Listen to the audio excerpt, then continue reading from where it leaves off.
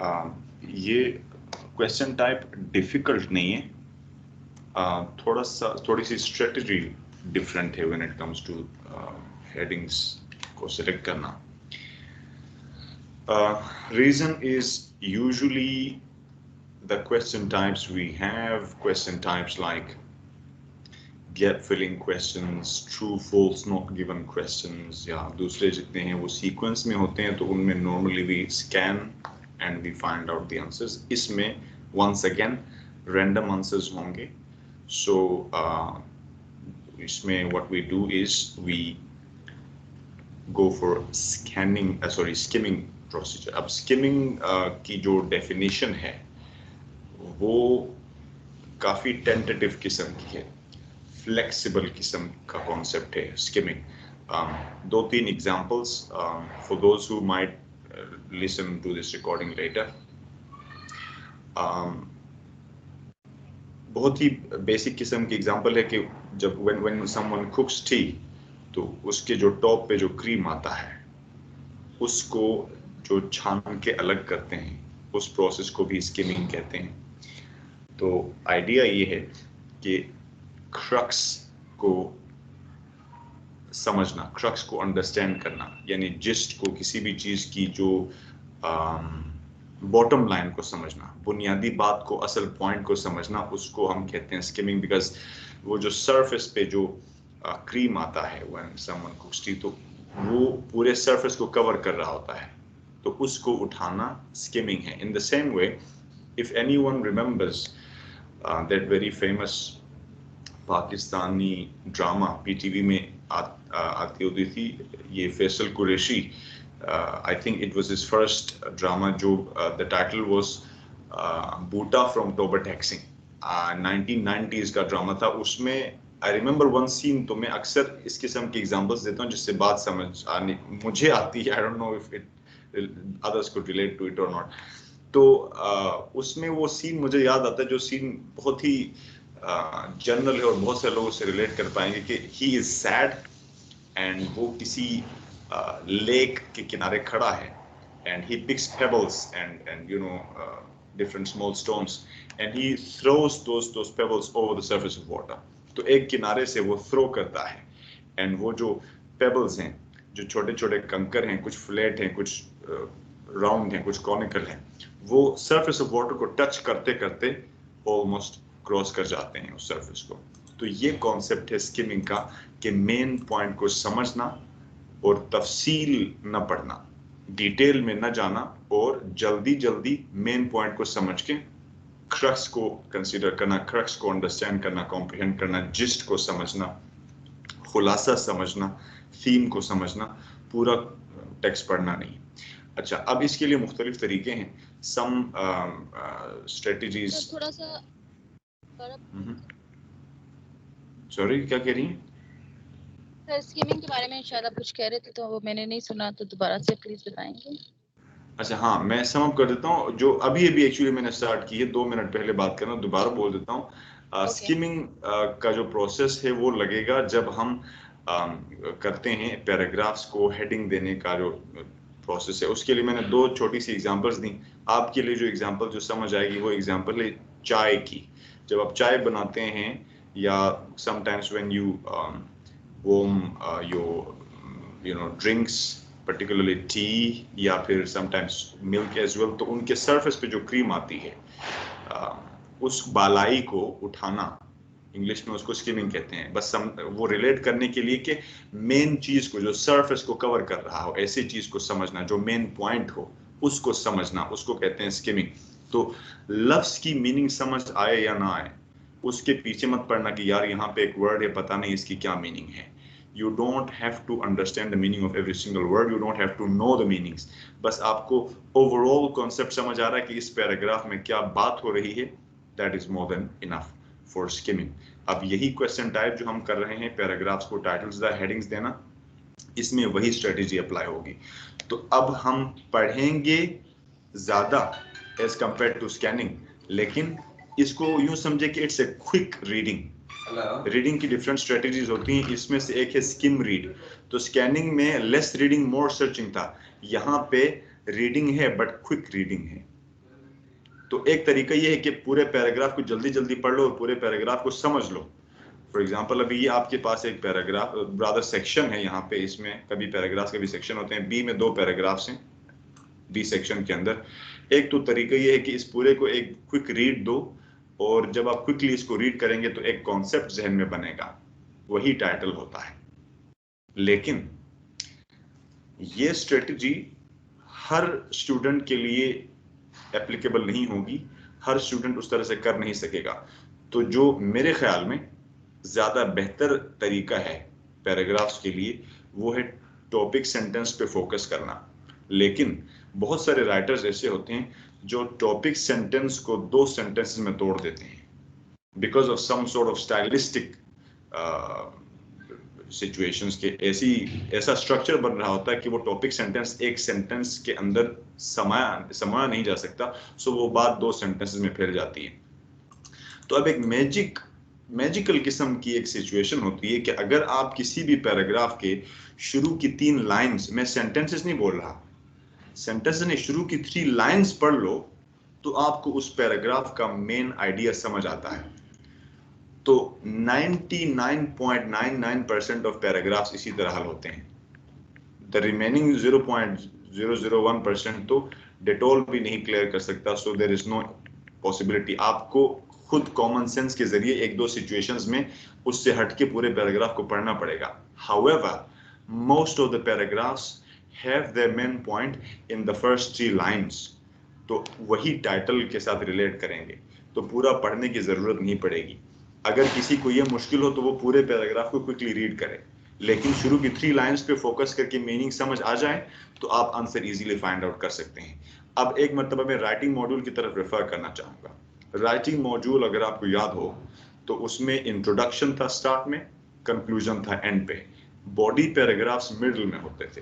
इसलिए हम स्किमिंग वाला जो प्रोसेस है, जैसे पैराग्राफ्स को हेडिंग्स देना वाला जो प्रोसेस है, इसमें भी हमारी कोशिश ये होती है कि पहले और आखिरी पैराग्राफ को पूरा क्विकली रीड करें और मिडिल के जो पैराग्राफ्स हैं उनकी 3 लाइंस को, इससे हर पैराग्राफ का टाइटल मिल जाएगा मोस्ट ऑफ द टाइम्स। कभी कुभार कुछ उसमें आंसर नहीं मिला तो use your common sense and कोशिश करें कि you should be able to find out के जो पूरा पैराग्राफ है उसको कभी कुभार रीड करना पड़ेगा। अक्सर शुरू की 3 लाइंस में आंसर मिल जाएगा। मैं किन पैराग्राफ्स की बात कर रहा हूँ? बॉडी पैराग्राफ्स की। तो अभी मैंने जो बात कही, अब मोइज होल्ड पे हैं, अली ड्रॉप हो चुके हैं कॉल से, सहरिश क्योंकि आप ही सुन रही हैं तो वो बाद में रिकॉर्डिंग सुन लेंगे। लेकिन अगर आप मुझे ये बता सकें कि इंट्रोडक्शन और कंक्लूजन के पैराग्राफ को कैसे करेंगे और बीच वाले पैराग्राफ्स को कैसे करेंगे, बॉडी पैराग्राफ्स को, अभी जो मैंने कहा उसके मुताबिक क्या पॉसिबिलिटी है? कैसे करने? पूछ रहे हैं या इसका स्किमिंग का? नहीं, राइटिंग से रिलेट कर रहा था। स्किमिंग में, रीडिंग में, स्किमिंग में कैसे करेंगे? यानी क्या, लेट्स से अगर मैंने पहले पैराग्राफ का टाइटल डिस्कवर करना है, फाइंड आउट करना है कि इसका टाइटल क्या है, तो क्या करूं? क्या पूरा पैराग्राफ पढूं या सिर्फ एक लाइन पढूं? तो जैसे कि आपने बताया कि इंट्रोडक्शन में तो वो इंट्रोडक्टरी पैराग्राफ होता है, उसमें थीसिस भी होते हैं, तो उसमें से काफी आइडिया हमें मिल जाता है, बैकग्राउंड भी मिल जाता है। तो इंट्रोडक्शन हमने फुल रीड करना है उसका पैराग्राफ और कंक्लूजन का, और जो बॉडी पैराग्राफ्स हैं उसकी 3 लाइंस क्योंकि मेन पॉइंट्स है, आप कह रहे हैं कि वो आपने बिल्कुल गुड हो गया। सो अब हम जाएंगे अपने क्वेश्चन को समझने के लिए। स्किमिंग यानी आपको समझ आ गई कि कैसे करनी है, गुड। ये अक्सर आपको इस क्वेश्चन टाइप में यही काम होगा और इसमें बात हो जाएगी। अब देखते हैं कि आमतौर पे जो स्किमिंग का जो क्वेश्चन टाइप है ये सेक्शन से पहले ही यानी टेक्स्ट से पहले दिया जाता है। अब देखिए यहाँ पे रीडिंग पैसेज 2 यहाँ से शुरू हो रहा है, लेकिन इसमें क्वेश्चंस पहले हैं और टेक्स्ट बाद में है। जो रिमेनिंग क्वेश्चंस हैं, जो ये वाले क्वेश्चन टाइप नहीं है, दूसरे क्वेश्चन टाइप हैं, वो जरूर बाद में आएंगे। जैसे कि अगर आप इसमें देखें तो हमारे पास एक समरी कंप्लीशन का क्वेश्चन टाइप है। जाहिर है कि वो तो सीक्वेंस में होता है इसलिए वो बाद में आया, उसमें क्योंकि स्कैनिंग की जरूरत है, उसमें स्किमिंग की जरूरत नहीं है। खैर, मैं बताना ये चाह रहा था कि अक्सर ये जो हेडिंग्स वाला क्वेश्चन टाइप है ये टेक्स्ट से पहले ही आ चुका होता है। तो अब हमारे पास ये क्वेश्चन टाइप है, इसमें आमतौर पे लिस्ट ऑफ हेडिंग्स के साथ न्यूमरल्स, रोमन न्यूमरल्स जो है वो यूज होते हैं, और हमारे जो आंसर शीट पे जो हम आंसर लिखेंगे वो एक्चुअली यही नंबर्स होंगे। यानी लेट्स से अगर किसी क्वेश्चन का आंसर 5th है तो हम आंसर शीट में what makes the device different from alternatives नहीं कहेंगे, हम आंसर शीट पे ये लिखेंगे जो अभी मैंने हाईलाइट किया। सो 5 अगर आंसर है तो ऑप्शन न्यूमरल्स की फॉर्म में, और लाजमी नहीं है कि सारे क्वेश्चंस जो हैं वो सारे ऑप्शंस को ले लें, क्योंकि नंबर ऑफ क्वेश्चंस और नंबर ऑफ ऑप्शंस में कभी कभार डिफरेंस होता है, कभी कभार सेम नंबर ऑफ ऑप्शंस भी होते हैं, उस सूरत में हर ऑप्शन में यूज होना है लाजमी। लेकिन जब नंबर ऑफ ऑप्शंस ज्यादा हो तो ऑफ कोर्स नहीं होगा, और इसमें कभी भी आंसर रिपीट नहीं हो सकता। जो आइडेंटिफाइंग इंफॉर्मेशन है उसमें अगर इंस्ट्रक्शंस में गिवन हो तो रिपीट भी हो सकता था। अच्छा, अब एक बात जहन में रखने कि करना कैसे है, क्वेश्चंस नहीं पढ़ने, ऑप्शंस नहीं पढ़ने, ना पहले क्वेश्चंस पढ़ने ना ऑप्शंस पढ़ने, क्योंकि क्वेश्चंस में तो कुछ लिखा ही नहीं है, सेक्शन ए लिखा है, ना ऑप्शंस पढ़ने हैं। तो हम सेक्शन ए में जाएंगे, पैराग्राफ को स्किम करके उसका मेन पॉइंट समझेंगे और आके अपने हेडिंग्स के साथ कंपेयर करेंगे। और हेडिंग्स के साथ कंपेयर कैसे करने हैं कि अगर आपको लगता है लेट्स से आपने हेडिंग नंबर 1 से शुरू किया, आपको मुमकिन है लगे कि अच्छा यार ये हेडिंग 4 जो है ये इस पे मैच आ रही है, तो फाइनल मत करना जब तक पूरे ऑप्शंस को ना पढ़ो।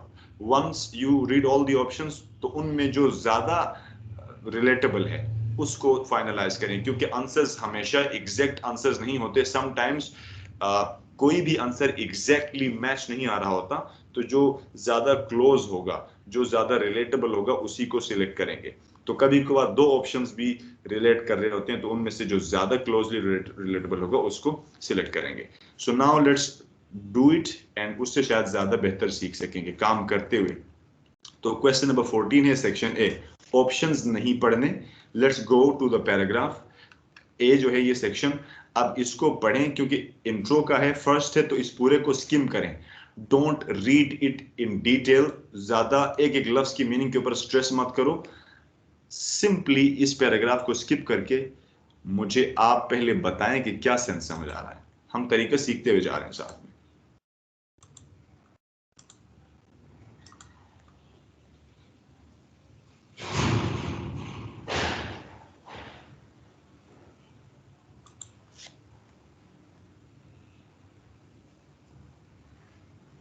अच्छा, ये मेन टाइटल ऑफ कोर्स पढ़ना पड़ेगा।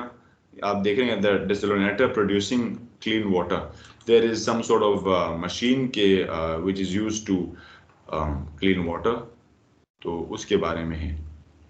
खैर उससे कोई खास फर्क नहीं पड़ता। डोंट रीड हेडिंग्स, और सिर्फ क्वेश्चन पढ़ें बस, I mean paragraph.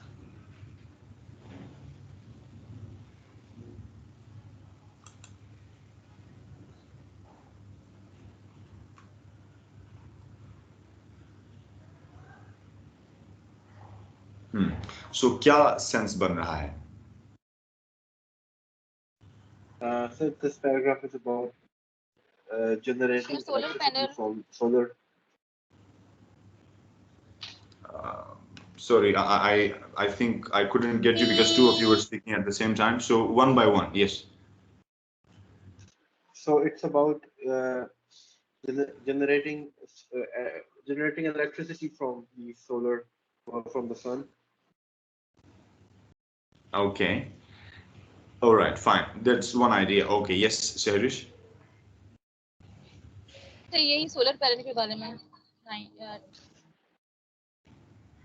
Okay, Tashina.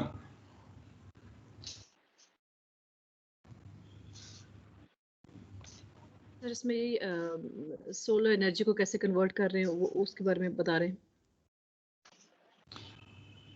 देखिए आप अगर मुइज आप सुन पा रहे हो तो आप ही आइडिया दे सकते हो, but the thing is you guys are generalising it, बहुत ज्यादा जनरलाइज कर रहे हो। तो देखिए इंट्रो और कंक्लूजन का जो पैराग्राफ है उसमें एक से ज्यादा बातें होती हैं, इसलिए हम उनको पूरा पढ़ते हैं, पहले और आखिरी पैराग्राफ को। तो यहाँ पे हो क्या रहा है, पहले सेंटेंस में क्या हो रहा है और दूसरे सेंटेंस में क्या हो रहा है, ये देख लो, एक नजर दोबारा देख लो।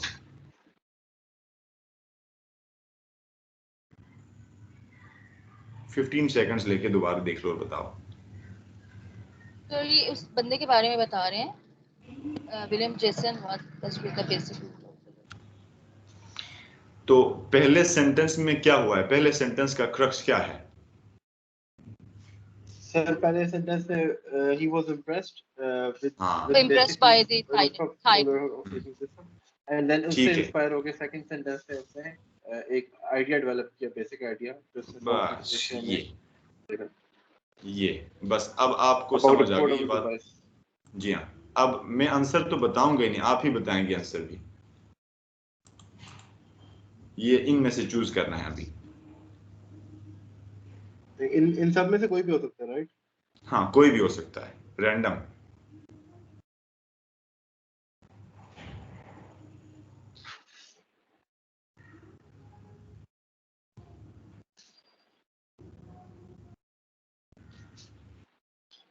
From initial inspiration to new product. Brilliant, What is this? यही कॉन्सेप्ट है। सो अब क्वेश्चन नंबर 14 का आंसर हुआ 3। बस ये चीज है। अब क्योंकि पहला पैराग्राफ था हमने पूरा पढ़ा, अब क्वेश्चन नंबर 15 के लिए हम पढ़ेंगे section B. And now let's go and read the first 3 lines. मैंने शुरू में जो बात कही कि नॉर्मली हम स्किमिंग के अलग कॉन्सेप्ट्स हैं, लेकिन जो मैं ज्यादा यूजफुल समझता हूँ वो ये है कि शुरू की 3 लाइंस, यानी मैं एक सेंटेंस भी नहीं कह रहा, 3 सेंटेंसेस भी नहीं कह रहा, 3 लाइंस पढ़ लें, 3 लाइंस पढ़ लें और फिर बताएं कि आपको क्या समझ आए कि बी के शुरू की 3 लाइंस में क्या बात हो रही है। बाकी ना पढ़ें, आगे मत पढ़ना, वैसे कंफ्यूज रहोगे। ये बॉडी पैराग्राफ्स हैं, इनमें हम टॉपिक सेंटेंस वाली बिलीफ के साथ जाते हैं और टॉपिक सेंटेंस समझ के शुरू की 3 लाइंस को पढ़ते हैं, चाहे वहां पे 5 सेंटेंसेस क्यों ना हो 3 लाइंस में। रीजन मैं पहले बता चुका हूं। इसमें ये कह रहे हैं कि जी इसमें कह रहे हैं कि कोई एप्रेटिस है जो वाटर लेता है डिफरेंट प्लेसेस से और कन्वर्ट कर देता है ह्यूमन कंजम्पशन के लिए, प्योरीफाई कर लेता है। पहली 3 लाइंस में ये बस यही पॉइंट है और ये टाइटल है आपका। बताएं। Good.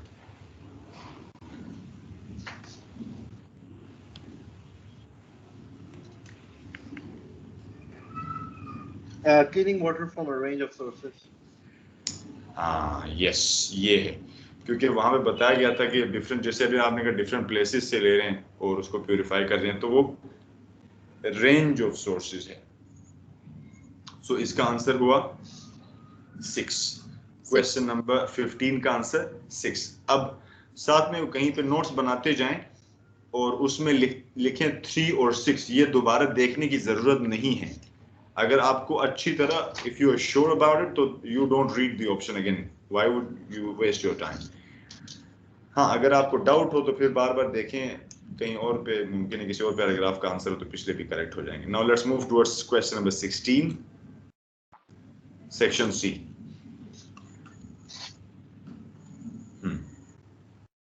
So just first 3 lines.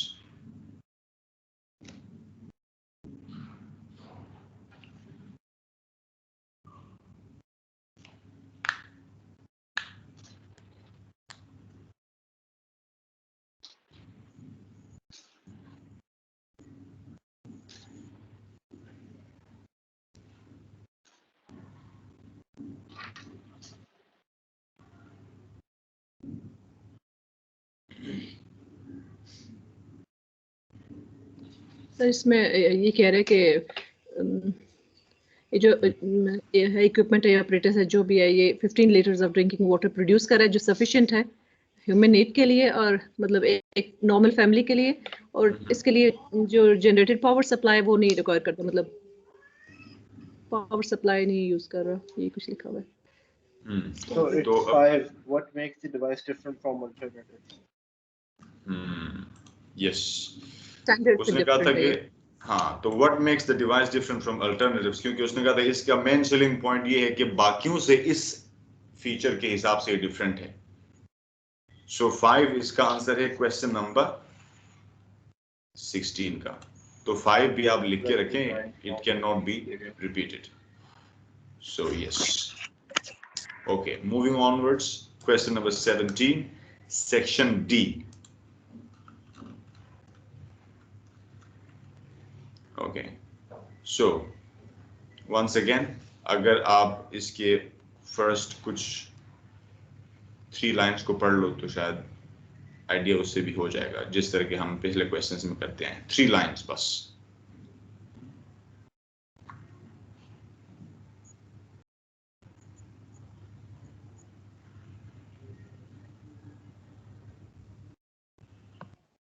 Sir इसमें ये कह रहा है कि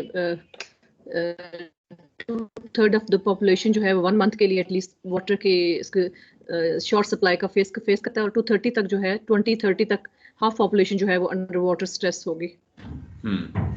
तो बस ये पॉइंट ध्यान में रखना कि इस वक्त कितने लोग इस प्रॉब्लम का शिकार हैं और 2030 तक कितने लोग शिकार होंगे इस मसले का, पानी की कमी का। सो ऑप्शंस आपके सामने हैं। The last number of people affected by water shortages. हाँ, अभी इतने हैं और बाद में 1/3 हैं तो बाद में हाफ हो जाएंगे। सो उसी की तरह रेफरेंस थी। So answer to question number क्या था ये 17 इज 10 D. सर ये हमेशा फर्स्ट 3 लाइंस में क्यों आंसर मिल रहा है? इसकी वही फिलॉसफी है टॉपिक सेंटेंस वाली, कि आमतौर पे मेन पॉइंट पहले में आता है। उसकी रीजन वही बॉडी पैराग्राफ वाली है, लेकिन एक और भी वजह है कि मैंने 3 लाइंस वाली बात क्यों की। मतलब मैं 1 सेंटेंस भी कह सकता था कि टॉपिक सेंटेंस 1 होता है। समटाइम्स जो टॉपिक सेंटेंस है उसको 2 में डिवाइड किया जाता है, और समटाइम्स टॉपिक सेंटेंस असल में एक तमहीद होती है। तो अगले किसी सेंटेंस का आधा पढ़ने से अगर कोई कंट्रडिक्शन नजर आती है कि टॉपिक सेंटेंस या फर्स्ट सेंटेंस में कुछ और बात थी, अगले में कुछ और आ रही है, तो अगर कोई अधूरी बात दूसरी है तो शायद उसकी तरफ भी रेफरेंस से आइडिया क्लियर हो। तो पहले 2 सेंटेंसेस या 1.5 सेंटेंसेस के अंदर एक्चुअली बात समझ आ रही होती है। इसमें वही फिलॉसफी है जो टॉपिक सेंटेंस वाली थी। हाउएवर, किसी मतलब ऐसा भी तो हो सकता है कि स्टूडेंट को वो बात समझ ही ना आए जो वहां पे लिखा हो, तो ऐसी सिचुएशन में आपको पूरा पैराग्राफ क्विकली रीड कर लेना चाहिए। तो जो आपका क्वेश्चन था उसका आंसर टॉपिक सेंटेंस वाली फिलॉसफी है। ठीक है, तो पूरा पढ़ने की जरूरत नहीं पड़ेगी। अच्छा, नेक्स्ट क्वेश्चन इज 18 यानी सेक्शन ई। क्विकली देख लेते हैं और शुरू के 3 लाइंस पढ़ लें। थोड़ा सा जूम आउट करना पड़ेगा। Zoom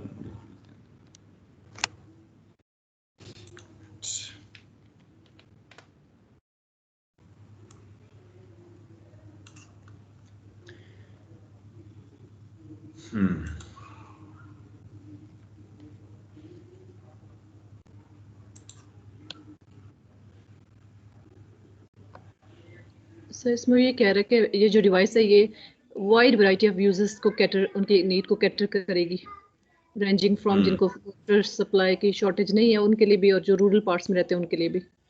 brilliant. So let's see कि किस ऑप्शन के साथ मैच आता है।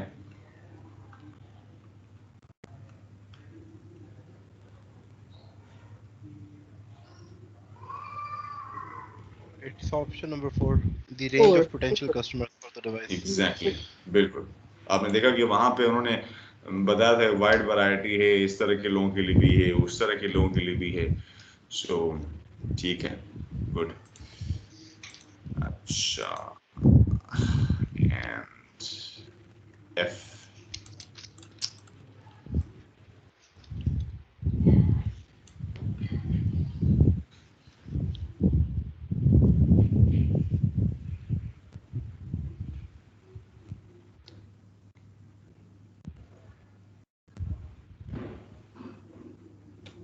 सर इसमें ये कह रहे हैं कि प्राइस अकॉर्डिंग टू लोकेशन जो है वो वेरी करेगी। डेवलपिंग लोकेशन कंट्रीज के लिए कुछ और है और डेवलप्ड कंट्रीज के लिए, मतलब जहाँ पे सेल पॉइंट है वो डेवलपिंग कंट्रीज के लिए कुछ और और डेवलप्ड कंट्रीज के लिए कुछ और है। तो अब पहली थ्री लाइंस में काफी सेंटेंसेस हैं। Prices will vary according to where it is bought, कहाँ पे खरीदा जाता है। In the developing world the price will depend on what deal aid organisations can negotiate.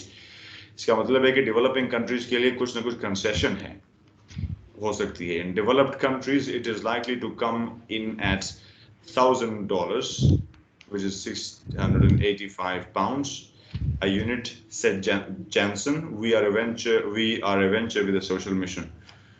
तो इसमें दोनों में वो आपने ना, तो एक और टिप यहाँ पे याद रखना, जब भी आप इस तरह की क्वेश्चंस में आंसर फाइंड आउट करना चाहते हैं तो इन 3 लाइंस के बाद अपने आप से पूछें कि राइटर ने ये क्या प्रूफ करने के लिए, क्या मीनिंग कन्वे करने के लिए, क्या साबित करने के लिए बातें लिखी हैं। तो बस उससे शायद हेल्प हो जाए आपकी, और एक्चुअली उसी से हेल्प होती है। शायद के लफ्ज़ में किसी ख्याल के तहत कह रहा हूँ। खैर आप लोग देख लें इसमें कौन सा आंसर आ रहा है।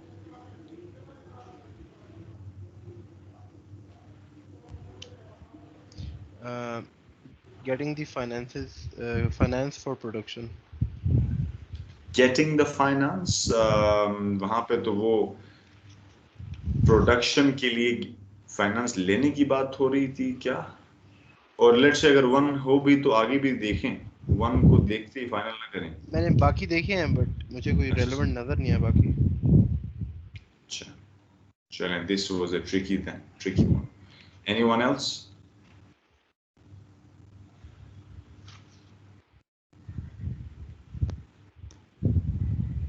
ओके एक मिनट।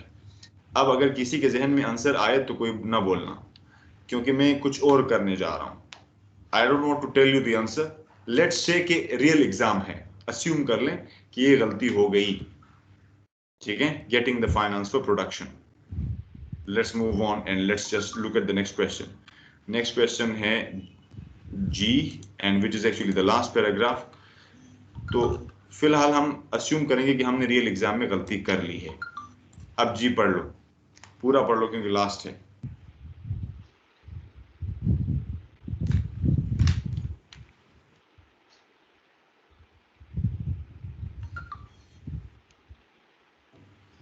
ये ज्यादा रेलेवेंट है फर्स्ट ऑप्शन के लिए। हाँ Yes, बस sir, ये यही first option का समझाना आंसर चाह ये रहा है। था। तो ये मतलब अलर्ट रहना है, अगर खदशा हो गलती करने का तो देन फिर ये करना पड़ेगा। सो फिर लास्ट वाले का I think overcoming production difficulties. तो अभी जी का आंसर तो हमें पता चल गया ना कि गेटिंग फाइनेंशियल जो एड वगैरह था। तो अब एफ को दोबारा पढ़ें। तो अब एफ में क्योंकि गलती हुई है तो अब एफ को पूरा पढ़ लें।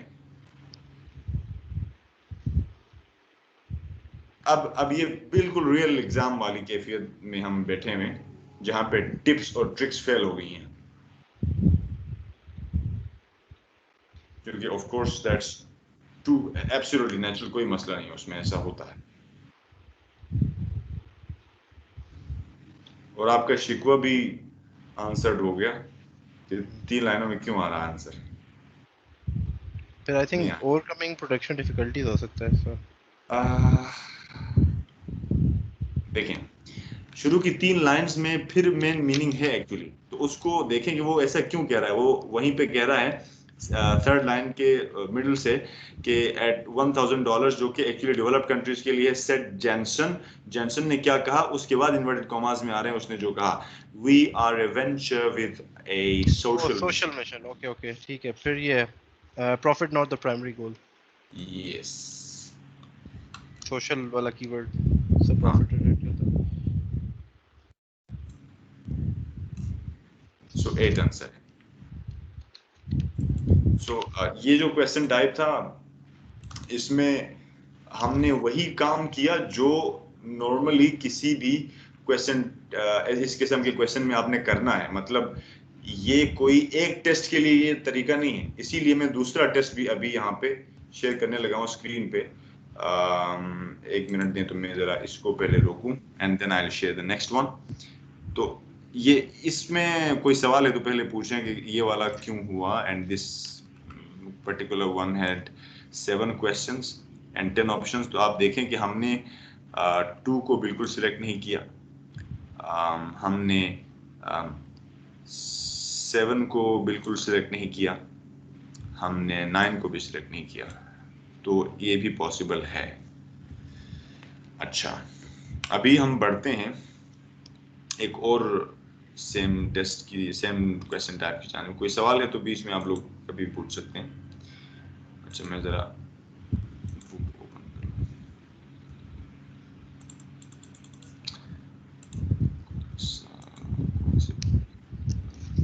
इसको मैंने केयरफुली रीड नहीं किया था, इसमें एड ऑर्गेनाइजेशंस का भी कीवर्ड था, एड का, तो उधर से ही आइडिया हो जाता है। जी हाँ, बिल्कुल, डायरेक्ट रिलेट कर रहा है प्रॉफिट से। डेफिनेटली।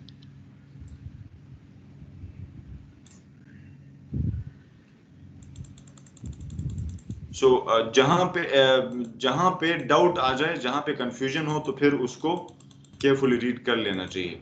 अदरवाइज ऐसा भी हो सकता है हम स्किप कर दें उसको और बाकी अटेम्प्ट कर लें और देन बिल्कुल, इसीलिए गेट हाँ, बैक टू इट। बिल्कुल बिल्कुल बिल्कुल बिल्कुल एब्सोल्युटली करेक्ट। और जो अभी हमसे गलती हुई, हमें पता था कि गलती हुई है, लेकिन हमने उसको ठीक नहीं किया और हम आगे बढ़े। तो इसी तरह आप ये काम भी कर सकते हैं। So I actually want to tell you कि कोई भी स्ट्रेटेजी आपको खुद रोके ना आपको अपने ब्रेन को यूज करने से। कहीं पे सिचुएशन के हिसाब से आपको खुद इम्प्रोवाइज करना पड़ता है, तो एक्सटेम्पररी सिचुएशंस में कर लें। अच्छा अच्छा, ठीक है, मैं अगला टेस्ट ले आता हूँ यहाँ पे। एंड ये टेस्ट आप में से किसी ने नहीं किया होगा, आई एम श्योर। हाँ,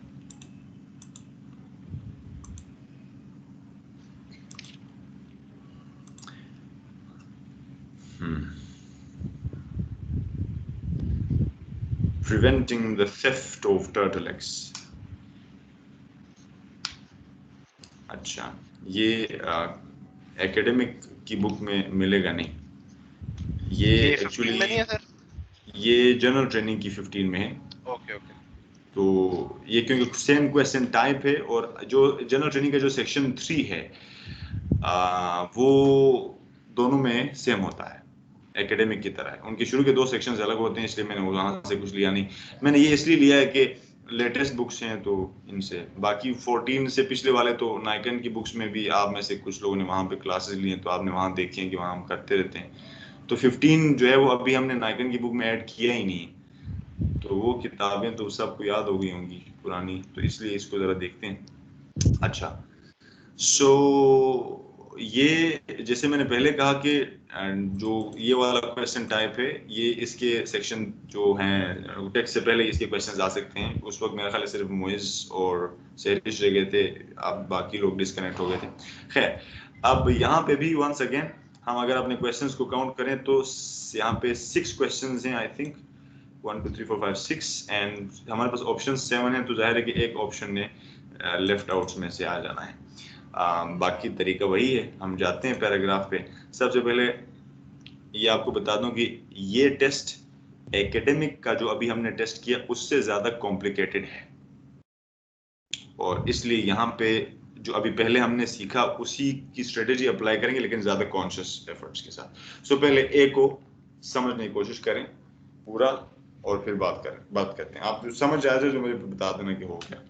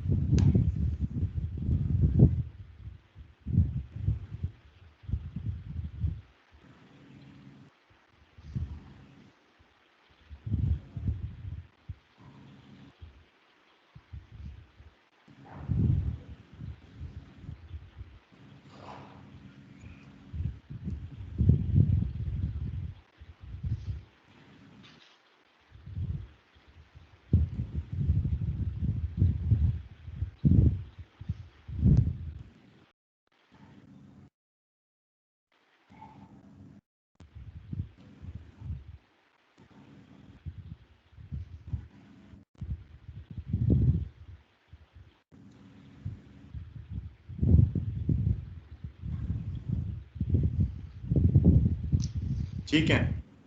यस सर। तो क्या सेंस बन रहा है, if I could ask?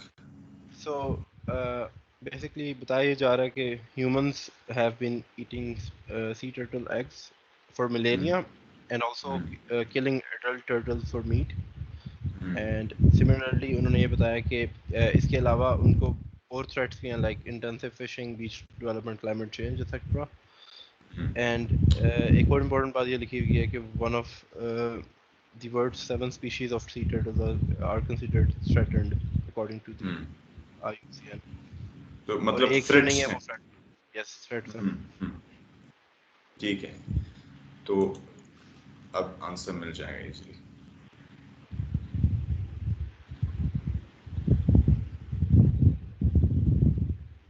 Sir, fourth one, problems facing sea turtles as a global level.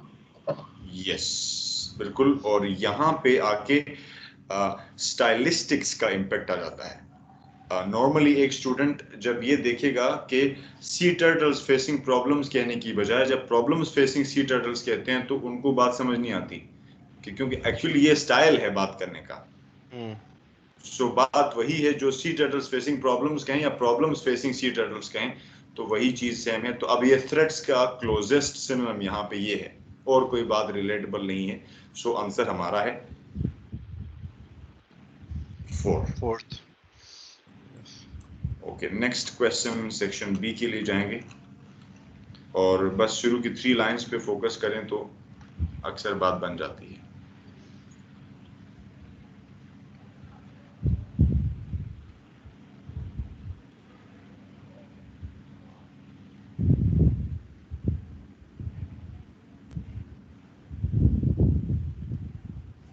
ठीक है?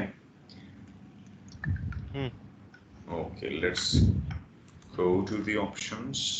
बता दें अभी, केयरफुली देख लें सबको।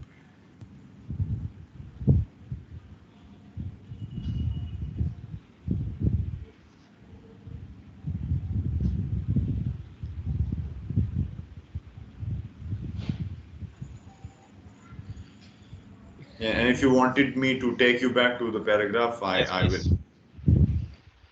Okay.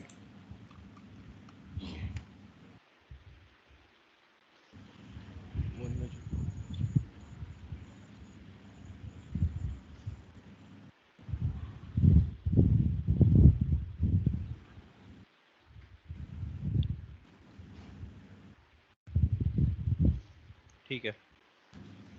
Okay, let's go back. I think इसमें इन्होंने कंफ्यूज करने के लिए वो कीवर्ड ऑप्शन में भी दिया हुआ है बट वो रेलेवेंट नहीं है। क्या पता, वो एक से ज्यादा ऑप्शंस में उस तरह की वर्ड्स हैं। अगर वही लफ्ज सोच रहे हो जो मैं सोच रहा हूँ।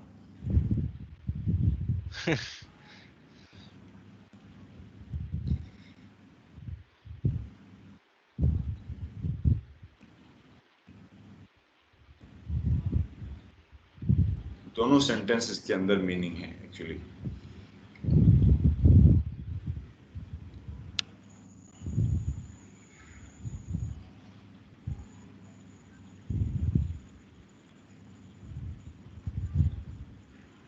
मेरे ख्याल से 5 है, collection of X and it possible.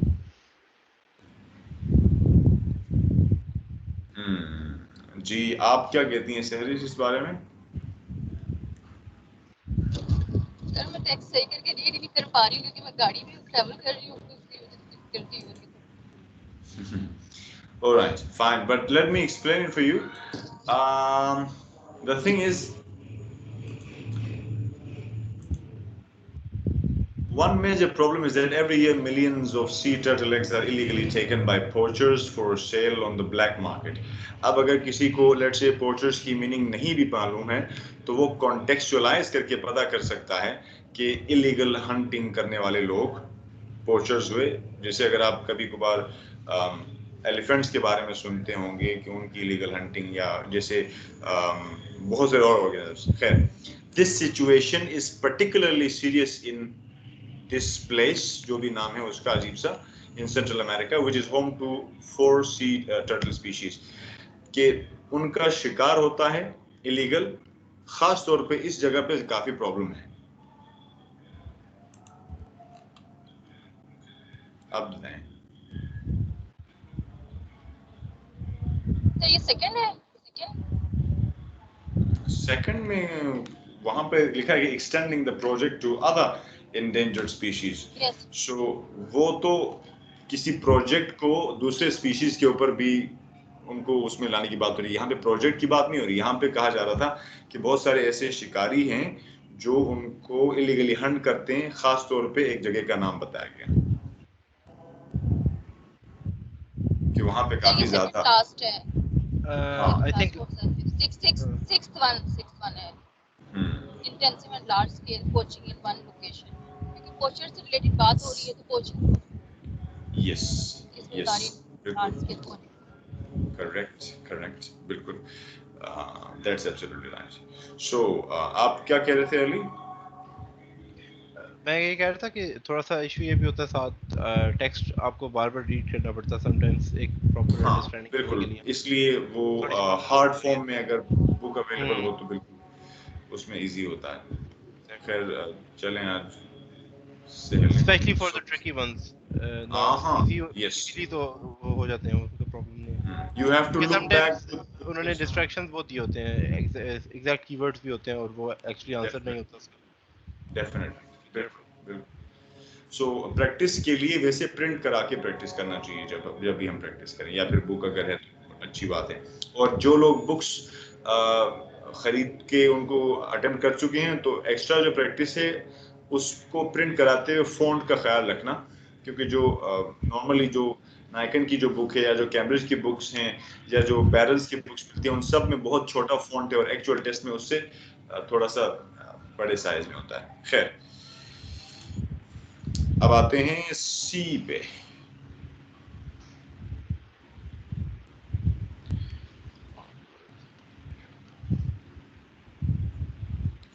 And by the way एक मैं बात छोटी सी ऐड करूं, जो हम 3 लाइंस पढ़ते हैं उसका पर्पस टाइम बचाना होता है। अगर तो 3 लाइंस को पहली मर्तबा रीड करके आपसे मीनिंग पूरी नहीं हो रही तो बजाय उसको समझने के ऊपर टाइम लगाने के पूरा पैराग्राफ पढ़ना चाहिए, क्योंकि असल पर्पस टाइम सेव करना है। ये नहीं कि बस 3 लाइन से आगे बिल्कुल ना पढ़ें। अगर जल्दी 3 लाइन से समझ आती है तो ठीक, नहीं तो फिर पूरा पढ़ लें। लेकिन अभी आपने पिछले क्वेश्चन में भी देखा कि एक्चुअली आंसर 3 लाइंस में ही था, लेकिन कभी कभार वो जहन में नहीं आती बात।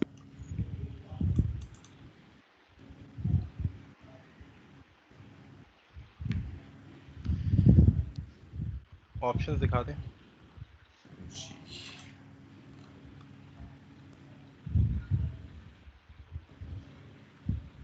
ये उससे भी ज्यादा ट्रिकी है जो पहले हमने किया था, so careful.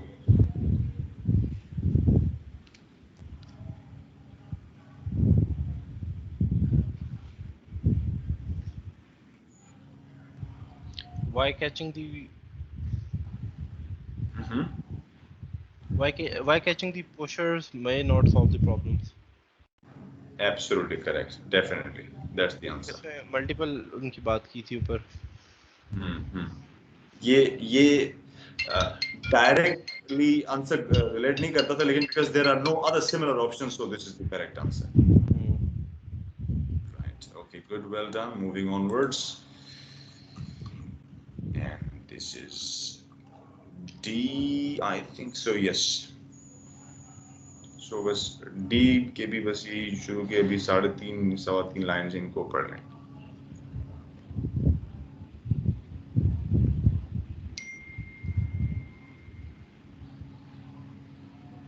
This is easy, काफी इजी है क्योंकि वो डेफिनेटली एक क्लियर मीनिंग समझ आ रही है कि क्या हो रहा है। चलें टेक्स्ट पे, क्वेश्चन ऑप्शंस पे।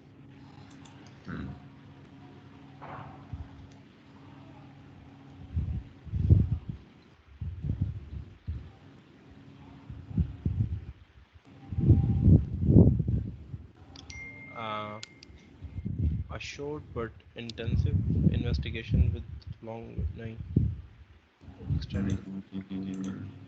इसको दोबारा पढ़ें, इसको दोबारा पढ़ें। इसको दोबारा पढ़ें।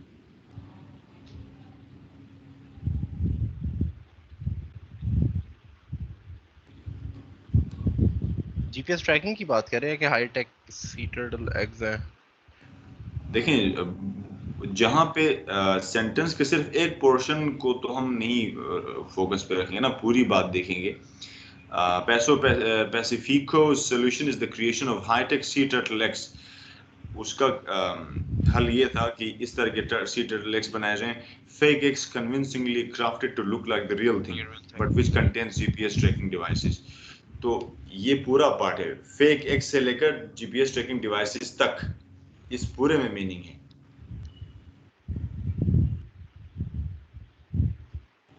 और एहतियातन ये भी पढ़ लिया जाए क्योंकि मुमकिन है। These have the potential to reveal the destination markets for trafficked sea turtle eggs. तो अब क्या है कि जो सेकंड सेंटेंस है वो एक्चुअली जीपीएस ट्रैकिंग के हवाले से है, और जो रियल थिंग तक का जो पार्ट है उससे पहले एक मीनिंग के दो मीनिंग्स हैं कि फेक एग्स बनाए जाएं जो रियल की तरह लगे, और दूसरा पार्ट ये है कि जीपीएस ट्रैकिंग हो ताकि बताया जा सके कि डेस्टिनेशंस क्या हैं। ऑप्शंस दिखा सकते हैं फिर? जी हाँ, जी हाँ।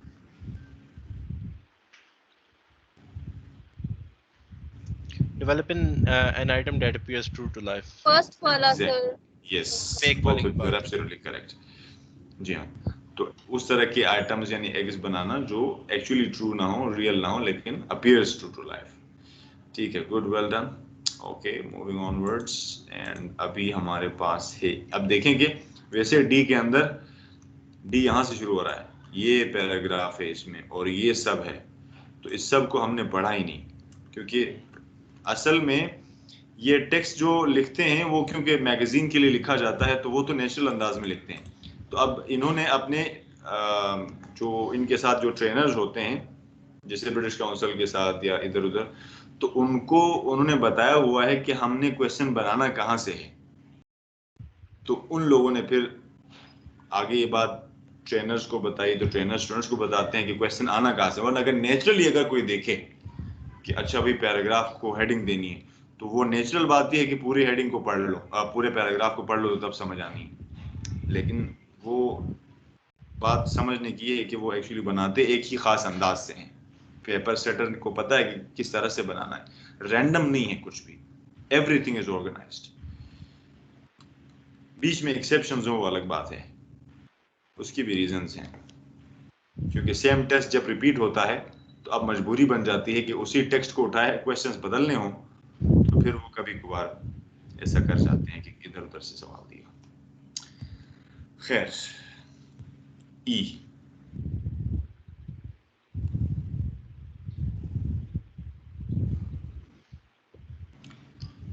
Sea turtle.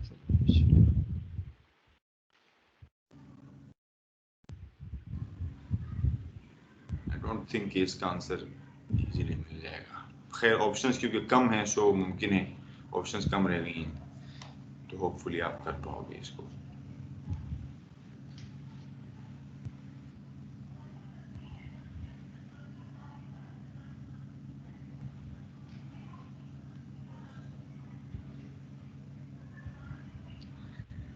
इस बात की कोई तुक नहीं बन रही कि sea turtles on average lay around 100 eggs in a nest, and once the fake eggs are finished they will be slipped with the real ones. Fake eggs क्या मतलब, वो sea turtles fake eggs भी देते हैं? नहीं नहीं, fake eggs वो हैं जो ऊपर हमने बात की थी कि बनाए जाएंगे वो ताकि तो खुद उनको, बना रहे हैं हम लोग। हाँ वो वहां पे रखे जाएंगे। लेकिन जाहिर है कि जब वो खत्म हो तो रियल आएंगे। खत्म कैसे होंगे, या तो टूटेंगे, इधर उधर होंगे। सो ये जो पर्पस क्या था उसका, ट्रैक फाइंड आउट करना। तो अब जब मीनिंग क्लियर नहीं हो रही उसकी, तो उसकी वजह ये है कि प्रीवियस पैराग्राफ के जो पार्ट्स हमने नहीं पढ़े हैं उनके साथ कनेक्टेड है। तो उसको अपने आप को क्लियर करने के लिए जब समझ ना आ रही हो तो आगे पढ़ लें, उसकी अगली 2-3 लाइनें पढ़ लें।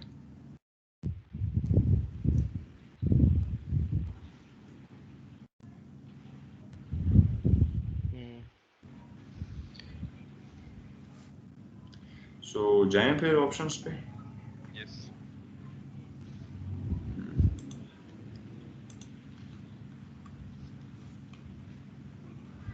सो अभी कम ऑप्शंस रहती हैं तो देखते हैं, होप करते हैं।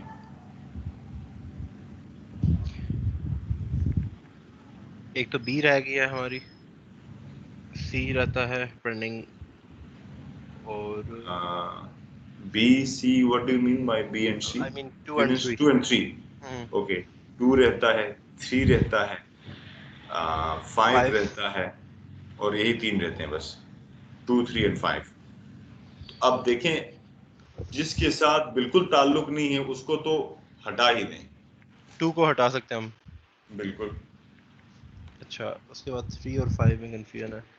Short collection of facts and their possible on the road.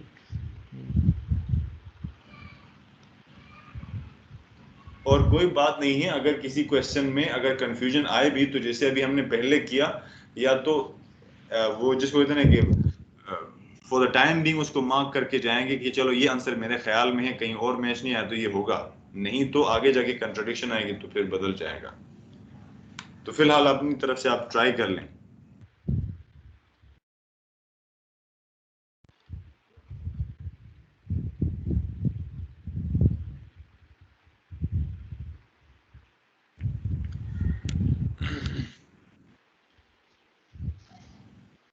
एक दफा पैराग्राफ दिखा सकते हैं दोबारा?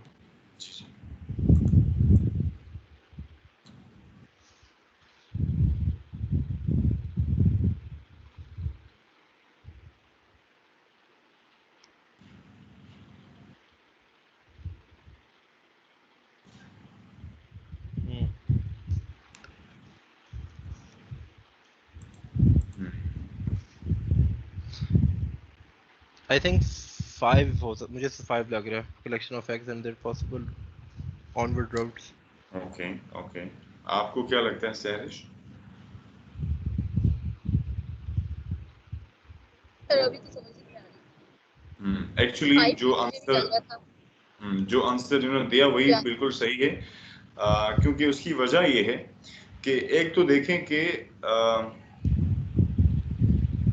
इसमें ना वो कॉन्सेप्ट जो है वो थोड़ा सा पिछले के साथ क्योंकि कनेक्टेड है, जाहिर है, तो वो अब इतनी आसानी से वो तो जहन में बैठेगा नहीं। बहरहाल मैं कोशिश करके उस एक्सप्लेनेशन को आपके जहन में बिठाने की कोशिश करूंगा कि वो क्या वजह है। तो अगर इसमें आप देखें तो बात जाके अगले पैराग्राफ में जाके क्लियर हुई है, और आई होप कि आप लोगों ने आगे रीड किया होगा। पहले पैराग्राफ में इसका आंसर उस तरह से वाज़ेह नहीं हो रहा था क्योंकि डाउट था। तो अब वो कह रहा है कि most of the stolen eggs eventually make their way out of this place possibly to this place. तो वो एक तो उनका जो भी उनका पॉसिबल ऑनवर्ड रूट था वो आ गया। दूसरा ये कि वो एग कलेक्शन के हवाले से बात भी हुई है कि वो once the poacher picks up the fake egg, पहले ही लाइन में उसमें आ रहा है। तो वो दोनों चीजें उसके अंदर इस पैराग्राफ में आ गई हैं।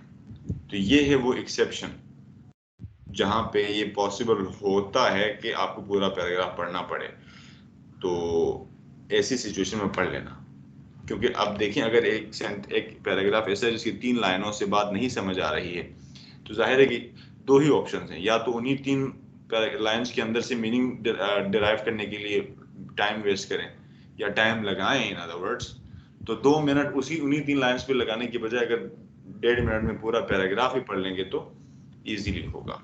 तो जहां पे 3 लाइंस में मीनिंग क्लियर नहीं हो रही तो पूरा पढ़ लें, वरना ऑप्शन को मार्क करके जाएं आगे, अगले क्वेश्चन को देखें और फिर जो आखिर में रहते हैं उनमें से फाइनलाइज करें। इनफैक्ट मैंने सेकंड पैराग्राफ रीड नहीं किया था, मैंने एलिमिनेशन मेथड लगा के तुक्का ही मारा, क्योंकि वो भी ऑप्शन बिल्कुल इररिलेवेंट सा लग रहा था based on first 3 lines. So I assume कि उसमें हो सकता है ऐसा। एलिमिनेशन मेथड जहां पे भी एमसीक्यूज में लगाओगे तो कॉमन सेंस है वो, which is of course usually very not uncommon. बहरहाल if you got it then you are lucky. तो बहरहाल ये अक्सर ये बात समझाना मुश्किल होती है कि एलिमिनेट कैसे करना है, तो but you have already got it, तो ठीक है, ब्रिलियंट, आंसर करेक्ट था। अब हमारे पास ऑप्शंस रहते हैं ऑप्शन नंबर 2 and 3। तो एक मतलब पढ़ लें आप, ऑप्शन पे जाते हुए इसे समझ आएगा। आपने पहले आंसर बताया है क्या सहरिश आपने, या फिर आप बता रहे थे कि 2 और 3 रहते हैं? सर 2 and 3 भी कह रही थी रहते हैं। ओके, तो तो बहरहाल वापस भी आना है, बहरहाल एक नज़र देख लें तो फिर आगे जाते हैं टेक्स्ट पे। ओके, तो वैसे भी लास्ट पैराग्राफ है, so we are going to read it जहाँ जहाँ नाम से मुमकिन हो, तो एक क्विकली गो थ्रू करें, आंसर मिल जाएगा। ऑप्शंस को पढ़ के भी आए हैं वैसे भी हम।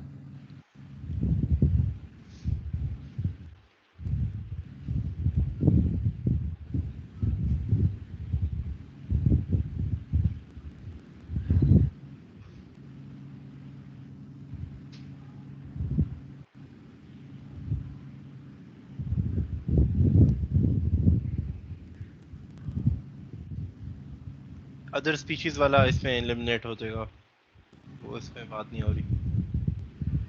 वो कौन सा ऑप्शन था, 2 था कि 3? आई थिंक 2 था, 3 हो सकता है। 3 मुझे अब भूल गया 3 एक्चुअली था क्या। 3 में ये था ना कि क्या था पता नहीं, जाते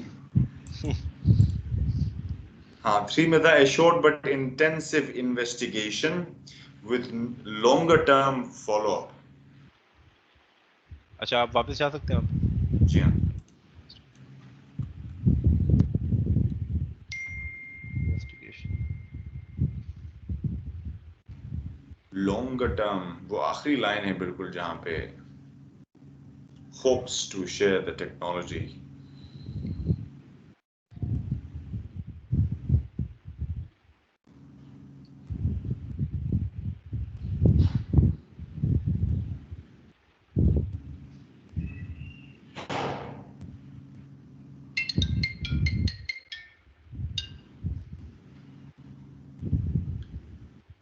तो एक्चुअली तीनों पैराग्राफ्स जो इस सेक्शन में, लास्ट सेक्शन में, क्योंकि हम वो पूरा पढ़ लेते हैं तो उसी में आंसर स्कैटर्ड है।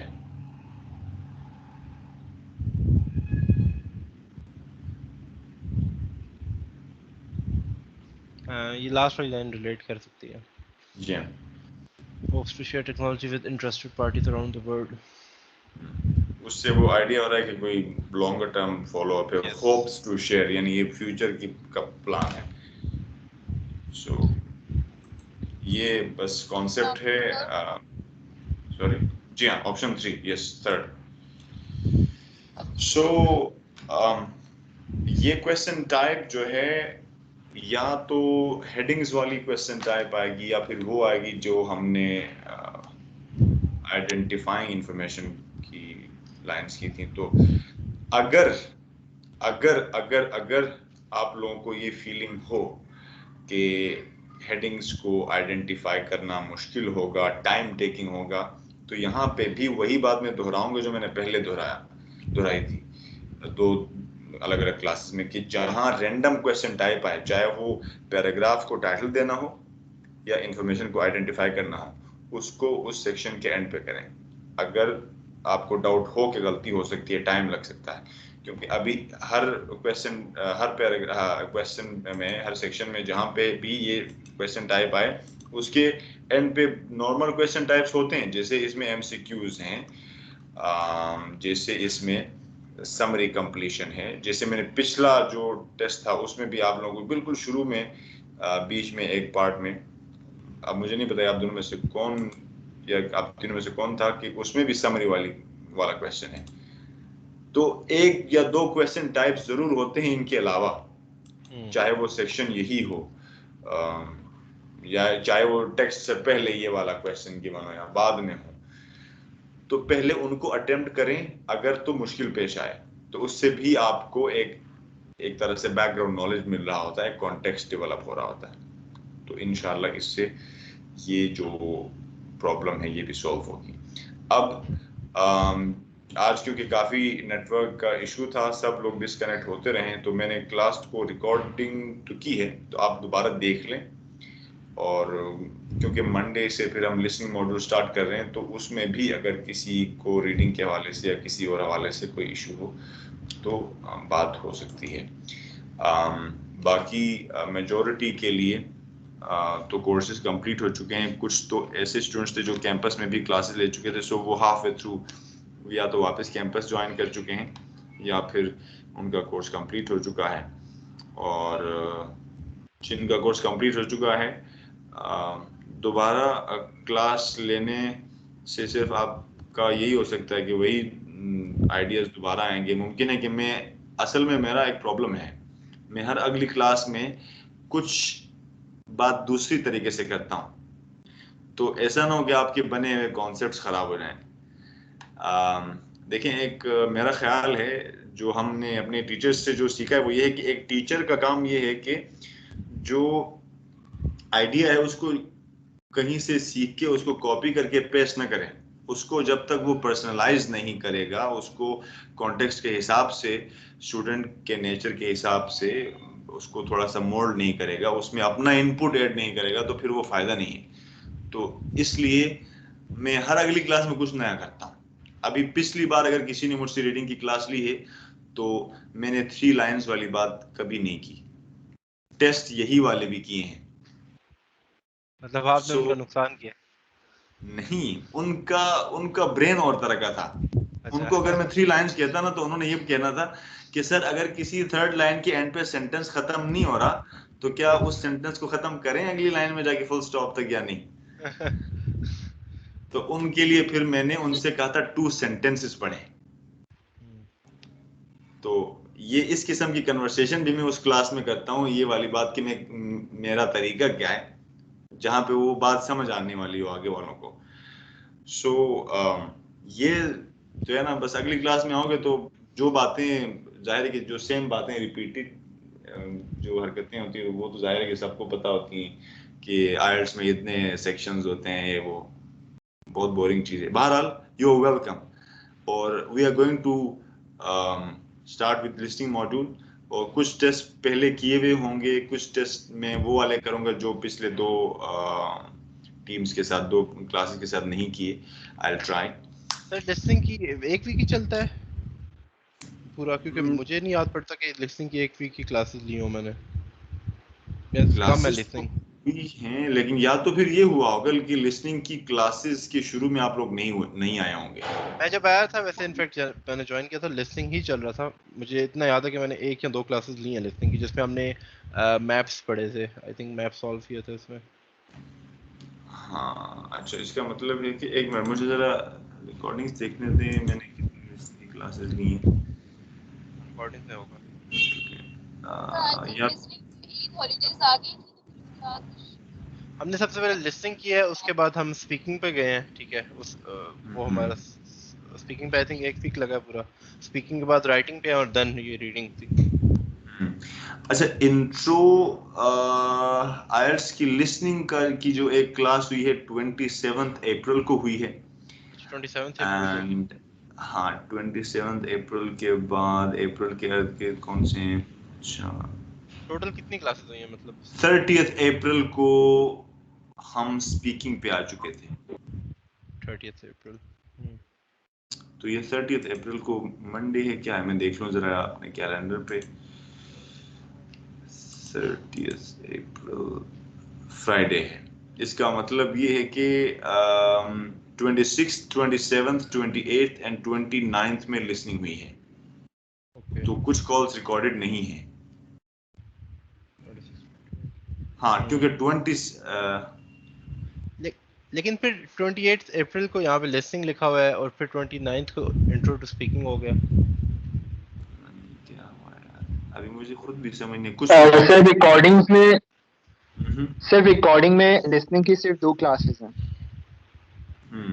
ठीक है, बता रही हूँ कि लिसनिंग की कम क्लासेस हुई हैं। मुझे भी ऐसा लग रहा है, या हमने कम ठीक है। और सर जो सर एक जो इंट्रो है आइल्स इंट्रो, उसमें भी हुआ है लिसनिंग, थोड़ा सा डिस्कस हुआ है। मैंने रिकॉर्डिंग्स ली थी।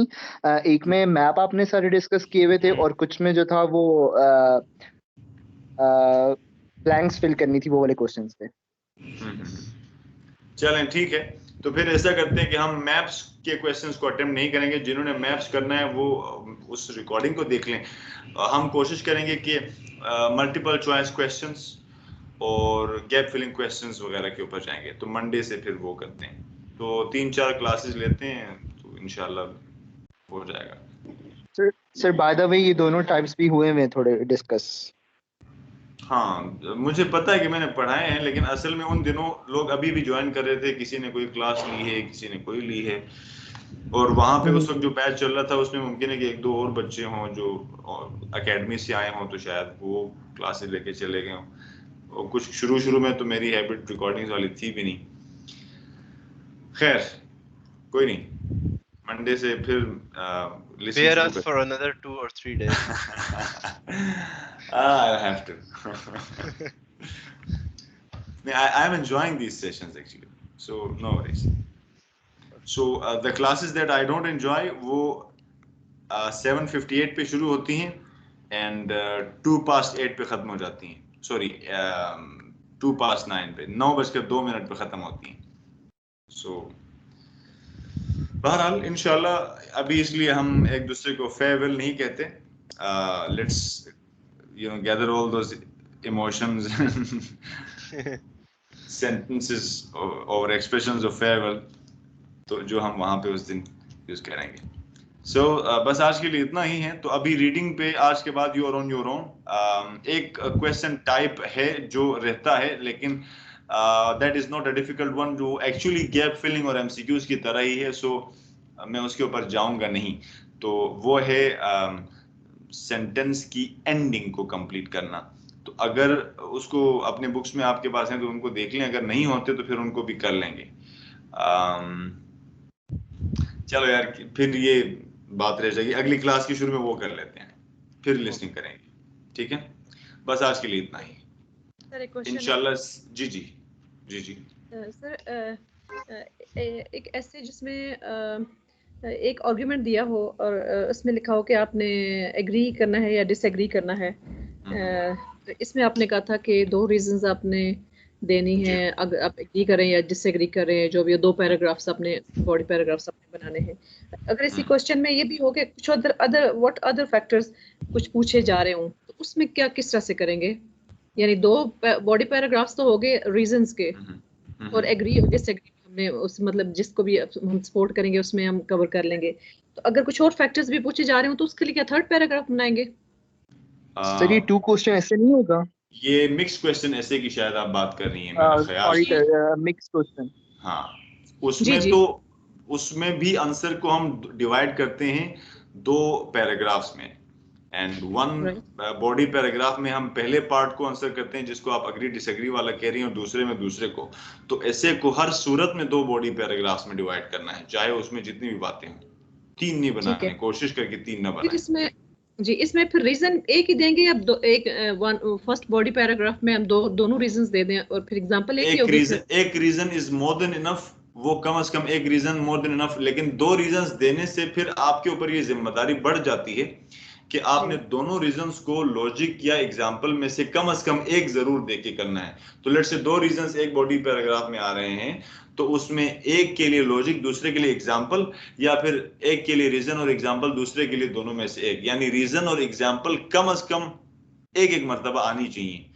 तो ऐसा ना हो कि आप 2 रीजंस बता रही हो और एस्टेब्लिश एक कर रही हो, यानी उसको डेवलप करना लाजमी हो जाएगा। So it is not essential to come up with 2 reasons अगर एक बॉडी पैराग्राफ है तो। ओके, और कंक्लूजन में फिर हम किसको कवर करेंगे? कंक्लूजन अगर देंगे तो दोनों पार्ट्स को। हाँ, यानी जो पहला बॉडी पैराग्राफ में जो बात हुई हम उसको भी कहेंगे कि ये रीजंस हैं, और दूसरा सेंटेंस जो बनाएंगे उसमें दूसरे बॉडी पैराग्राफ में जो भी बात की है, जो भी नया पहलू, जो भी एस्पेक्ट था, उसको भी सम अप करेंगे कि ये भी है। यानी वो रीजन नहीं होगा, वो कुछ और होगा, जाहिर है, लेकिन वो क्वेश्चन अगर आप मुझे रीड करके बता सकें। और दूसरा एक और मैं बात यहाँ पे जरूर मेंशन करना चाहूंगा कि जब भी आप किसी क्वेश्चन को प्रैक्टिस करते हैं, तो जो मैंने आपको सैंपल्स यहाँ पे शेयर किए हुए हैं, उन सैंपल्स को ऐसे की लैंग्वेज देखने के लिए, ऐसे की वोकैब के लिए देखें। स्टैंडर्ड क्वेश्चन टाइप जो रियल टेस्ट में आते हैं वो कैम्ब्रिज में है, कैम्ब्रिज की बुक्स में से हैं। इनसे बाहर के क्वेश्चंस को एक्सेप्ट मत करना, क्योंकि बहुत सारे फोरम्स पे जनरली कुछ और किस्म के भी क्वेश्चंस हैं जो बहुत पहले आईएलटीएस के एसेस में होते थे, जैसे कि आज से 10-15 साल पहले। तो इस वक्त के जो कंटेम्प्रेरी जो क्वेश्चन टाइप्स चल रहे हैं वो आपको कैम्ब्रिज 15 से लेकर 8-7 तक इस एरिया में मिलेंगे। ओके, ठीक है, और मुझे नहीं पता कि आपने किस फोरम से ये क्वेश्चंस पिक किए हैं जिनकी वजह से आप कंफ्यूज हो गई हैं। मैंने इंटरनेट से देखे थे, उसमें दिसंबर 2020 के लिखे हुए थे कि ये क्वेश्चंस है फाइल्स के। वो क्वेश्चंस आप यहाँ पे थ्रेड में शेयर करें। अगर वो question type standard question type है जो टेस्ट में आता है तो मैं वहाँ पे बताऊंगा, नहीं तो फिर कोई और क्वेश्चन टाइप है तो not everything available on Google is reliable, some of the things are just fake ideas. तो ये सिचुएशंस भी हैं, बिकॉज फोरम्स में विजिट करने से they get benefits if we visit their websites और यूट्यूब चैनल्स वगैरह, तो समटाइम्स चीज़ें ऐसी आ सकती हैं। बट अभी मैंने सवाल देखा नहीं है, सो आई कांट से कि बिल्कुल ही कोई गलत सवाल है, लेकिन इन क्वेश्चन टाइप्स के अंदर फॉल करना चाहिए, उसमें है तो ठीक है। ठीक है। Can you read that question for me? Yes, sir. Yes. It is important for children to learn the difference between right and wrong at an early age. Punishment is necessary to help them learn these distinction. To what extent do we agree or disagree with this opinion? What sort of punishment should parents and teachers be allowed to use to teach good behavior to children? Mixed question ऐसे है बस, ठीक है, ठीक है। उसमें वही है कि एक बॉडी पैराग्राफ फर्स्ट एंड दूसरा body paragraph second. Right sir. अच्छा सर, जहाँ पे लिखा हो कि do advantages outweigh the disadvantages, वहाँ हमने कंक्लूडिंग पैराग्राफ में बताना है कि किस मतलब कौन सा आउटवे कर रहा है। बिल्कुल एग्जैक्टली। और अगर हो सके तो आप अपने थीसिस स्टेटमेंट के अंदर भी वो बात क्लियर कर दें कि आपके ख्याल में आप किसको सपोर्ट करें, कि किसके कौन आउटवे कर रहा है। थीसिस स्टेटमेंट में अगर वो बात होगी पहले से तो ऐसे ज्यादा वाज़ेह होगा। कंक्लूजन में भी करेंगे, लेकिन इंट्रो के जो थीसिस स्टेटमेंट है उसमें भी मेंशन करना बेहतर है। ठीक है। अच्छा, एक क्वेश्चन है कि जब क्वेश्चंस में एसेस में लिखा होता है कि to what extent do you agree और डिसएग्री, तो इसमें हम ये एक्सटेंट तो नहीं बताते कि किस एक्सटेंट तक हम एग्री करें या डिसएग्री, बस हमने बताना होता है कि हम एग्री कर रहे हैं या नहीं कर रहे हैं, यानी दोनों में से कोई एक पॉइंट। उस क्वेश्चन को रिस्पॉन्ड करने का तरीका ये है कि हम नहीं हम वही मैं बता रहा था कि दिस ऐसे कंप्लीटली अग्रीज या डिसएग्रीज, या दिस ऐसे क्लियरली अग्रीज और डिसएग्रीज, तो वो कंप्लीटली क्लियरली ये वर्ड जो हैं वो आपका एक्सटेंट बताएंगे। यानी ये नहीं बताना कि टू सम एक्सटेंट। जी ठीक है। तो हमेशा हम कहेंगे clearly, completely, fully, totally. Yes sir. जी हाँ।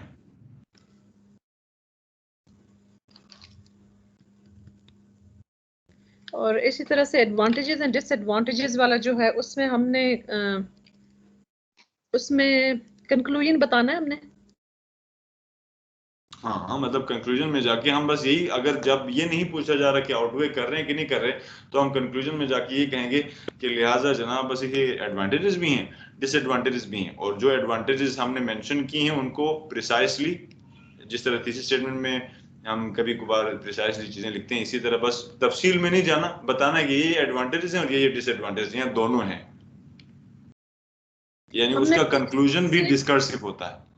हमने कोई इन दोनों में से कोई एक पॉइंट को सपोर्ट तो नहीं कर रहे होते ना? सपोर्ट उस वक्त नहीं करेंगे जब तक वो पूछेंगे नहीं। यानी जब नॉर्मली वो कहते हैं ना कि discuss the advantages and disadvantages, या what are the advantages and disadvantages, तो उस वक्त सपोर्ट किसी को नहीं करना, बस दोनों को बिल्कुल बैलेंस्ड अप्रोच के साथ डिस्कस करना है। और कंक्लूजन में भी किसी एक तरफ आपने साइड नहीं लेनी, बस बताना है कि ये फायदे हैं, हाउएवर ये नुकसानात हैं, बस। हाँ, जब जैसे आपने पहले कहा कि वो सर, बट अगर क्वेश्चन में स्टेटमेंट जो गिवन है उसमें अगर ये लिखा हो कि इधर डिसएडवांटेजेस और द एडवांटेजेस ओवरवेटेड द अदर, किसी के बारे में कह दिए, तो उसमें तो फिर हमें कंक्लूजन में उसका करना पड़ेगा ना सपोर्ट, जिसको भी हम ओवरवेट करेंगे। बिल्कुल। अभी मैं थोड़ी देर पहले भी एक क्वेश्चन को रिस्पॉन्ड करते हुए मैंने यही कहा कि जब वो पूछें कि आउटवे कर रहे हैं कि नहीं कर रहे, तो तब हमने बिल्कुल फेवर करनी है, एक को क्लियरली फेवर करनी है। लेकिन जब नहीं पूछेंगे, सिर्फ डिस्कस करने के लिए कहेंगे, तो फिर फेवर नहीं करेंगे किसी को।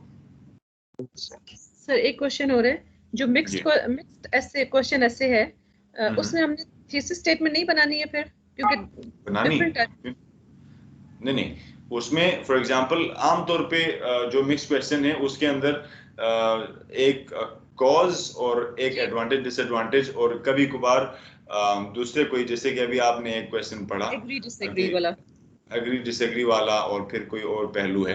तो जिस तरह से हम थीसिस स्टेटमेंट्स बाकी सबके बनाते हैं, इसके भी बनाएंगे। फॉर एग्जांपल हम कहेंगे this essay agrees to the given idea because this X Y Z and, और दूसरा पहलू भी उसी के अंदर आएगा। यानी थीसिस स्टेटमेंट बनाएंगे चाहे वो दो अलग अलग चीजें हों। ठीक है, मतलब दूसरा जो पार्ट होगा उसको भी एड्रेस करना है हमने थीसिस स्टेटमेंट में। बिल्कुल, जिस तरह थीसिस स्टेटमेंट में करेंगे इसी तरह कंक्लूजन में भी जाके दोनों पहलू आएंगे उसमें, both aspects. Right sir, right sir. जी, thank you sir. My pleasure. Any other question anyone? Sir mix question में इसका जो कंक्लूजन होगा उसमें भी हमें कोई ना कोई कनेक्टर तो लगाना होगा ना फिर डिस्कस करते हुए। अब अगर वो लेट्स से कि एक दूसरे के साथ डायरेक्टली रिलेट नहीं करते तो हम मोर ओवर, इन एडिशन, या not only that but also करके कनेक्ट करेंगे। अगर वो कंपैरिजन वगैरह या कोई कंट्रास्ट वगैरह आ रहा है तो फिर similarly in the same way वगैरह से कंपैरिजंस के लिए, कंट्रास्ट के लिए हाउएवर वगैरह लगाएंगे, या अगर वैसे न्यूट्रल है। सर फॉर एग्जांपल अगर हमारे पास आ रहे मिक्स क्वेश्चन ऐसे कुछ इस तरह का है कि उसमें अग्री एंड हमारे पास कोई प्रॉब्लम सॉल्यूशन कुछ इस तरह कैसे आ रहा है, तो क्या हम उसमें ये कर सकते हैं कि एज फॉर लगते हैं, मतलब पहले हम अग्री और डिसएग्री का सारा करके कंपाइल एंड देन हम करते हैं एज फॉर द एडवांटेजेस और डिसएडवांटेजेस दिस इज दिस। बिल्कुल एज फॉर लगाया जा सकता है क्योंकि नया पहलू इंट्रोड्यूस हो रहा होता है। अगर एज फॉर बॉडी में यूज नहीं हुआ तो आप बेशक लगा लें कंक्लूजन में। लेकिन ये याद रखना कि एग्जामिनर जब आपका आंसर चेक करता है तो वो एक ही सिटिंग में आपके टास्क 1 और टास्क 2 को भी चेक करता है। तो अगर एज फॉर आपने टास्क 1 में भी लगाया हुआ है तो फिर उसको अवॉइड करके विद रिगार्ड टू या विद रेफरेंस टू अगर जो नहीं यूज किया वो एक्सप्रेशन यूज करने की कोशिश करें। बाकी as far is actually possible, कहीं पे भी आप यूज कर सकते हैं जब अगली बात आए, यानी जब नया आइडिया, जैसे कि हमने राइटिंग में भी एक दो जगह पे पढ़ा, पर्टिकुलरली रिपोर्ट्स राइटिंग की बॉडी पैराग्राफ्स में पढ़ा था, और हम स्पीकिंग में भी ये बात यूज करते हैं एक्सप्रेशन। बल्कि मैं तो जनरल ट्रेनिंग वालों को लेटर में भी एज फॉर का एक्सप्रेशन पढ़ाता हूँ। बिल्कुल, आपका पॉइंट बिल्कुल जेन्युइन है, एब्सोल्युटली राइट। सर मतलब मैं इसलिए कह रहा था एज फॉर मतलब ज्यादा सूटेबल था एज कम्पेयर टू हम कहें मोर ओवर। मतलब अगर मोर ओवर हम कह रहे हैं या इन एडिशन कह रहे हैं तो मतलब अगर वो एक ही कैटेगरी चल रही है तो मेरे ख्याल से ज्यादा बेहतर रहेगा उसकी इंफॉर्मेशन ऐड करने के लिए। बिल्कुल बिल्कुल, दैट्स एब्सोल्युटली राइट, करेक्ट बात है। तो एज फॉर जो है वो बिल्कुल एक नई चीज को इंट्रोड्यूस करा रहा होता है। बिल्कुल करेक्ट, सही बात जी। Anything else? Serish, you haven't got any questions? All right then. So thank you very much indeed. Allah Hafiz, fi amanillah. Ta-ta for now. Allah Hafiz sir. Allah Hafiz, Allah Hafiz. Allah Hafiz. Allah Hafiz, Allah Hafiz, Allah Hafiz.